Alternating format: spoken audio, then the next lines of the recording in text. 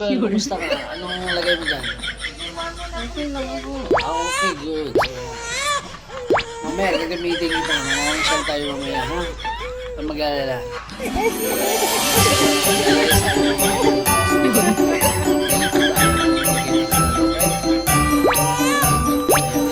Ayun, mga ka-items. Ayos na siya.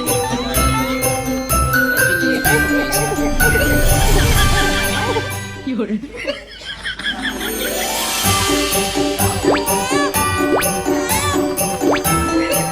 Ito sasakay ng mga kaibigan. Sasakay ka pinili.